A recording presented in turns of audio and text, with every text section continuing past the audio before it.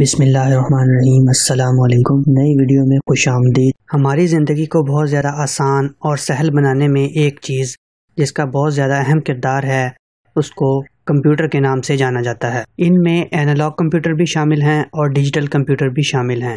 ہماری زندگی میں بہت ساری مشینری جن کا آٹومیٹیکلی استعمال ہوتا ہے، ان کے اندر ڈیجیٹل سسٹم، کمپیوٹرائز اور مختلف مشینوں کا سہارا لے کر ان کو استعمال کیا جاتا ہے۔ کام کو کم وقت میں کرنے اور اسپیڈ سے کرنے کے لیے کمپیوٹر ہمارا ایک اہم رول ادا کرتا ہے۔ اینالاگ کمپیوٹر سے لے کے ڈیجیٹل کمپیوٹر تک کا سفر ایک طویل سفر ہے۔ 1970 کے بعد مائکرو کمپیوٹر کے آنے سے کمپیوٹر کی رفتار میں حد درجہ تیزی دیکھنے میں آئی۔ کیلکولیٹر سے لے کر ہوائی جہاز تک ہر چیز کے اندر مختلف اقسام کے کمپیوٹرز کا استعمال ہوتا ہے۔ یہاں پر ایک سوال جو پیدا ہوتا ہے وہ یہ ہے کہ کمپیوٹر کی ابتدا کب ہوئی؟ ہسٹری کو اگر دہرایا جائے تو اینالاگ کمپیوٹر کا استعمال قبل مسیح سے ہوتا آیا ہے۔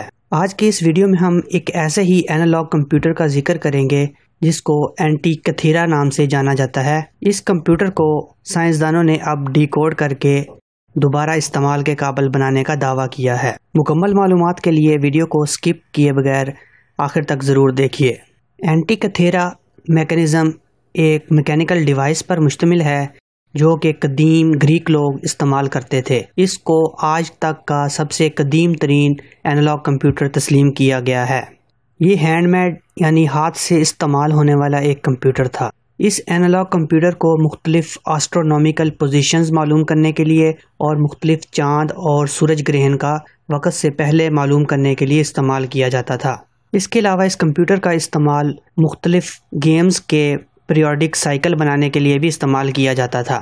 یہ سائیکل تقریباً اسی ترتیب پہ تھا جس طرح آج کے دور میں اولمپکس گیمز کا ایک سائیکل بنایا گیا ہے۔ اس قدیمی کمپیوٹر کا نمونہ 1901 کے اندر گریک آئس لینڈ کے کنارے پر کھڑے ایک قدیمی جہاز کے عرشے پر موجود پایا گیا۔ سال 1902 کے اندر اس بات کا اندازہ لگایا گیا کہ اس ڈیوائس کو آسٹرولوجسٹ استعمال کرتے تھے۔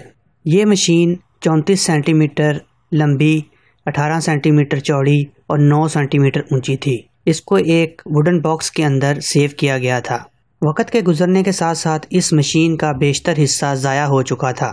یہ مشین چھوٹے چھوٹے 82 حصوں پر مشتمل تھی جن کے اندر مختلف قسم کے گیئرز اور ٹیکنیکس استعمال کی گئی ہوئی تھیں۔ اس مشین میں استعمال ہونے والے سب سے بڑے گیئر کا ڈایامیٹر 13 سینٹی میٹر تھا اور اس کے اندر 223 دندانے بنے ہوئے تھے۔ 2008 سے پہلے تک اس مشین کو دوبارہ ریپیئر کرنا ممکن نہ ہو سکا، لیکن 2008 کے بعد کارڈف یونیورسٹی کے سائنسدانوں نے اس کا ایکس رے میپ تیار کیا جس کی مدد سے انہوں نے اندازہ لگایا کہ اس مشین کو کس طریقے سے ریپیئر کیا جا سکتا ہے۔ ایکس رے میپ کے بعد ہم یہ جاننے کے قابل ہوئے کہ اس مشین کی مدد سے ہم سورج اور چاند کی مختلف پوزیشنز، چاند کی اپنے آربٹ کے اندر حرکت اور اس کی پیمائش، اس کے علاوہ چاند اور سورج گرہن کے بارے میں معلومات آسانی سے حاصل کی جا سکتی ہیں۔ اس کے علاوہ خیال کیا گیا ہے کہ اس مشین کا کچھ حصہ ضائع ہو گیا ہے جس کی مدد سے مختلف سیاروں کے بارے میں بھی معلومات حاصل کی جا سکتی تھیں۔ اس مشین کی عمر کے بارے میں یہ اندازہ لگایا گیا ہے کہ یہ مشین قبل مسیح سے بھی پہلے 100 سال پرانی ہے۔ ایک اندازے کے مطابق خیال کیا جاتا ہے کہ اس مشین کا موجد ہپارکس نام کا ایک سائنٹسٹ تھا۔ یہ وہی سائنٹسٹ ہے جس نے میتھمیٹکس میں استعمال ہونے والی ایک اہم ٹیکنیک ٹریگنومیٹری کا بھی ایجاد کا سہرا اپنے سر لیا۔ یہ قدیم سائنسی علم وقت کے ساتھ ساتھ گمنام ہو گیا اور آگے منتقل نہ ہو سکا۔ اس کے بعد مختلف ادوار میں کلاک کے اوپر بازنطین دور اور اسلامک دور میں کام ہوتا رہا، لیکن اس فیلڈ کے اندر بہت زیادہ ڈیولپمنٹ اور میکینیکل آسٹرونومیکل کلاکس کی ایجاد یورپین دور کے اندر 14ویں صدی عیسوی میں ہوا۔ اس قدیمی کمپیوٹر کے مختلف پارٹس کو نیشنل آرکیالوجیکل میوزیم کے اندر ایتھنز کے اندر رکھا گیا ہے۔ اگر یہ مشین اپنی صحیح حالت میں دستیاب ہوتی تو ہم جان پاتے کہ اس کی مدد سے اور کون کون سی معلومات حاصل کی جا سکتی تھیں۔ اس مشین کو ایک ہینڈل کی مدد سے آپریٹ کیا جاتا تھا جو کہ ایک گیئرز کے کرون سسٹم کو آپریٹ کرتا تھا۔ اس مشین کے فرنٹ فیس کے اوپر 2 طرح کے ڈائل موجود تھے جن کے اوپر مختلف نابز حرکت کرتی تھیں۔ ان نابز کی مدد سے مختلف کیلکولیشنز اور مختلف ریڈنگز حاصل ہوتی تھیں۔ سائنسدانوں کے اس دعوے کے بعد کہ وہ اس مشین کو دوبارہ بنانے کے قابل ہو گئے ہیں، آنے والے وقت میں ہمیں معلوم ہوگا کہ یہ ہمارے کس کام آ سکتی ہے۔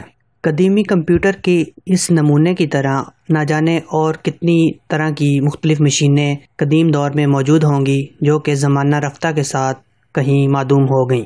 اگر یہ قدیمی علم وقت کے ساتھ آگے ٹرانسفر ہوتا تو شاید آج سائنسدان وقت میں بہت آگے جا چکے ہوتے۔ امید ہے آج کی ویڈیو آپ کو پسند آئی ہوگی۔ پسند آئی ہے تو اسے لائک کریں، کامنٹ سیکشن میں اظہار کریں، چینل کو سبسکرائب کریں اور زیادہ سے زیادہ شیئر کریں۔ شکریہ۔